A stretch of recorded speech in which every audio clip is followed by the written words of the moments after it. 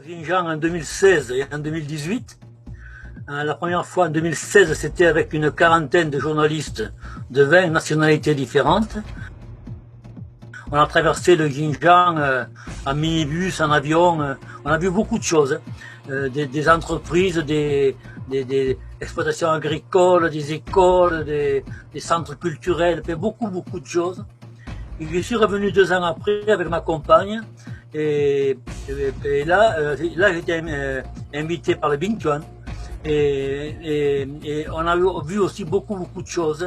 Et moi, ce qui m'a frappé aussi, c'est qu'entre 2 ans d'intervalle, en fait, le pays s'est transformé. Il y a une rapidité dans la transformation du pays, dans les constructions de bâtiments, sur les routes, enfin, tout est extraordinairement rapide. C'est une chef d'entreprise ouïghour. Elle avait 41 ans en 2016, dans un village. Elle a monté une usine de textile, de confection de survêtements. Et là, elle emploie 80 villageoises. Et cette usine, elle l'a montée avec l'aide du gouvernement chinois.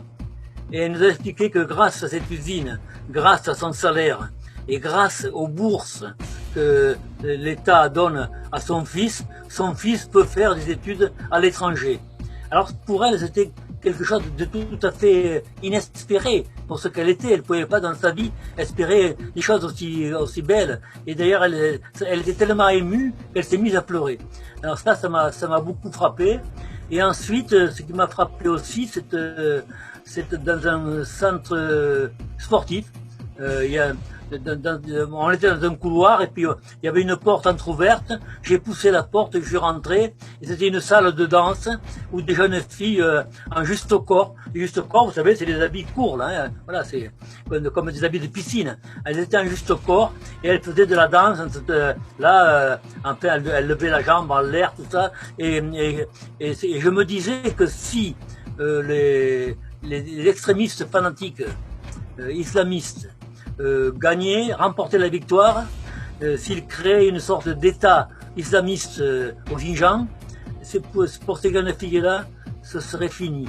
Elles ne pourraient plus le faire. Moi, d'après ce que j'ai vu et que j'ai étudié un petit peu, le gouvernement chinois a une politique, si vous voulez, en 2 branches. Une branche, c'est pour aider le Xinjiang à se développer, pour aider les habitants à s'éduquer, à apprendre un métier, à apprendre la langue, la construction ou l'ouverture d'usines, d'entreprises, favoriser l'accession des jeunes ouïghours à l'université avec un système de discrimination positive. Et ensuite, l'autre partie, c'est un contrôle de tout ce qui pourrait permettre de nouveaux attentats. Il y a eu beaucoup d'attentats en Chine. Hein. Nous, on sait ce qu'on a vécu en France, mais on sait moins ce que vous avez vécu en Chine. Et aussi, ce sont aussi des attentats meurtriers pour apprendre à manipuler des armes et ils vont être complètement endoctrinés par Al-Qaïda et Daesh et ils risquent de revenir chez vous. Donc vous avez ce vrai fléau. C'est un des 3 fléaux que vous avez, hein, terrorisme, fondamentalisme et séparatisme. Et donc, et là-dessus, moi, c'est ce que j'ai vu. Le gouvernement chinois est très vigilant et il essaie d'empêcher ces attentats. Pour nous, parce que le monde entier va souffrir s'il se crée une république islamiste, une théocratie, se crée dans une région aussi grande que celle-là. Je crois que voilà, nous avons eu assez de problèmes avec la création de Daesh. On n'a pas besoin, le monde n'a pas besoin d'un pays aussi grand que ça, avec des ressources aussi, hein, beaucoup de ressources naturelles, ce qui fait qu'on aurait peut-être une théocratie qui serait riche, qui serait gérée par des fanatiques. Alors ce serait dramatique pour l'ensemble des habitants du Xinjiang. En fait, il y a une campagne mondiale qui a démarré aux États-Unis toute cette affaire-là est partie des États-Unis. Et tout à l'heure, si vous voulez, on parlera un petit peu du rôle de la CIA. Donc c'est parti de là. Et il se trouve que la France, comme l'Europe d'ailleurs, sont des entités politiques qui sont complètement dévouées aux États-Unis d'Amérique. Voilà. Il n'y a pas d'indépendance de la France ni de l'Europe. Quand une campagne, quand un combat démarre aux États-Unis, l'Europe et la France suivent. Voilà. Vous savez, le mot de génocide est parti des États-Unis. C'est eux qui ont démarré ça. L'histoire de l'existence de camps de concentration avec 1 million de personnes, c'est parti des États-Unis. Vous savez, ils se lisent entre eux. Il y a le grand sociologue Pierre Bourdieu qui disait qu'il existe la circulation circulaire de l'information dont les journalistes se lisent entre eux et puis ils vérifient pas. Et ensuite, les hommes politiques vont voir aussi ce que disent les hommes, les journalistes, ils en parlent aussi. Et tout ça, ça fait qu'au bout d'un moment, à force de le répéter, ça devient quelque chose, ça devient une vérité. Le mensonge devient une vérité. Et ça, c'est un vrai problème que nous avons. C'est une charte qui fixe les devoirs des journalistes, les droits et les devoirs. Mais il y a beaucoup de devoirs, il y a 10 devoirs. Ce qu'ils doivent faire, c'est une charte de déontologie, un peu comme le serment d'Hippocrate pour les médecins. Donc c'est ça. Mais en fait, beaucoup de journalistes ne la connaissent pas. Je suis pas sûr qu'on l'enseigne dans les écoles de journalistes. Moi, j'ai parlé avec récemment des très jeunes journalistes qui ne la connaissaient pas. Alors, je l'ai mise en début de mon livre pour que tous ceux qui le lisent comprennent ce que c'est. Et notamment, cette charte des journalistes, c'est une charte, encore une fois, déontologique. Elle demande de ne pas mentir. Elle demande de vérifier ce qu'on dit. Elle demande de rectifier si on a fait une erreur.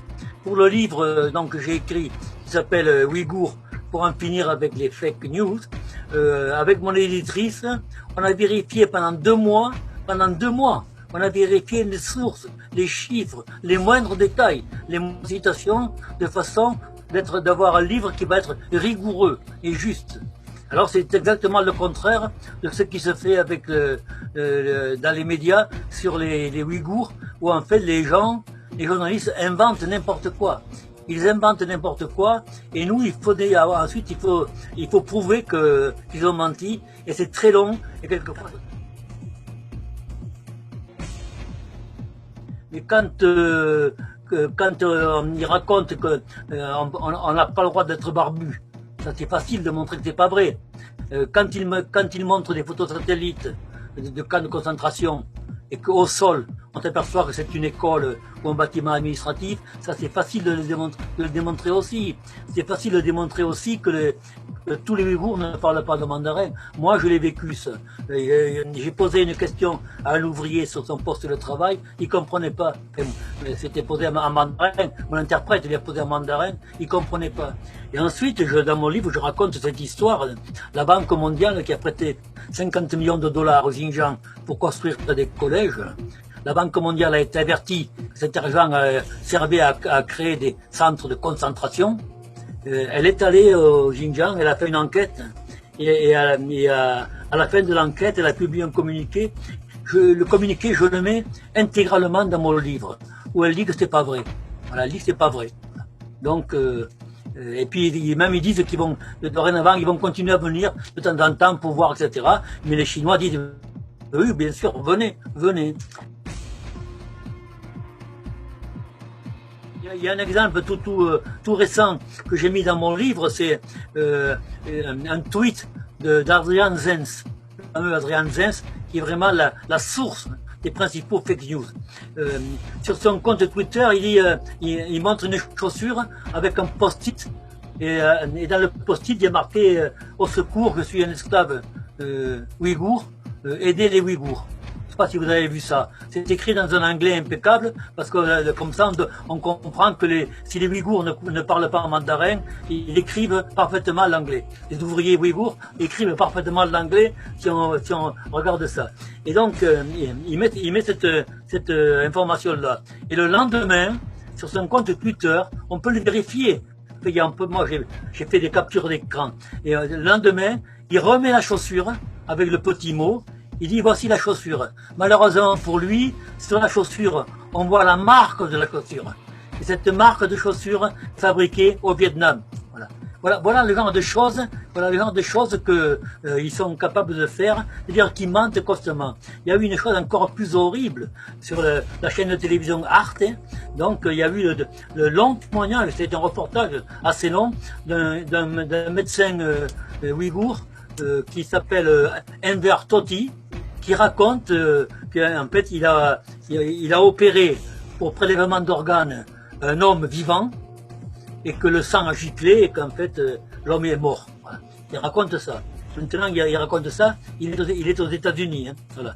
Il raconte ça et personne, encore une fois, ne lui demande où, quand, dans quel hôpital, qui est-ce qui vous a ordonné de faire ça, pour qu'on puisse essayer de vérifier. On ne lui dit pas. Mais c'est pire que ça. Cet homme-là, il vit aux États-Unis. D'ailleurs, il dit lui-même, je suis un criminel. Il vit aux États-Unis, c'est un criminel, mais pourquoi il n'y a pas un mandat d'arrêt international pour le juger? Il dit lui-même qu'il a tué quelqu'un, il l'avoue, il raconte comment il a tué. Si c'est vrai, il faudrait le mettre en prison. Mais personne ne veut faire ça, parce que tout le monde sait qu'il a menti. Tout le monde sait qu'il a menti. Et d'ailleurs, il y a un journaliste occidental, je ne sais plus de quel pays, qui a fait des recherches sur les témoignages des Ouïghours qui racontent leur misère. Alors, quand ils arrivent en Occident, on leur pose des questions, on leur dit est-ce que vous avez été frappé? Non, non, non. Est-ce que vous avez été violé? Non. Est-ce que on vous a obligé à manger du porc? Non, non, non. Et puis quelques temps après, on voit les mêmes, bien habillés, dans des appartements magnifiques, on voit que l'argent est arrivé. Et là, ils disent, oui, j'ai été violé, battu, on m'a mis de toute nue, on m'a obligé à manger du porc, etc., etc. Donc, alors, ce journaliste-là, il a montré comme ça, il a suivi quelques réfugiés ouïghours, il les a suivis, et il a vu l'évolution de leur discours. C'est-à-dire qu'au bout d'un moment, ils disent le contraire de ce qu'ils ont dit. Donc, ce sont des faux témoins.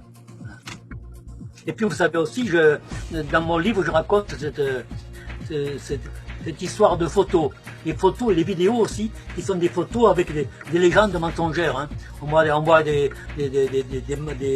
Ouïghours qui sont frappés ou martyrisés, et puis après quand on regarde d'où vient la photo, c'est une photo qui a été prise aux Philippines, au Népal, au Vietnam, aux États-Unis.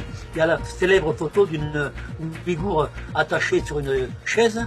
Elle a le visage en sang, elle a la main sur un tabouret attaché, et puis il y a un méchant Han qui arrache les ongles. Et donc cette photo-là, elle a fait le tour du monde. Et donc on a appris qu'elle avait été tournée dans un studio avec une comédienne. Donc ça a été complètement inventé.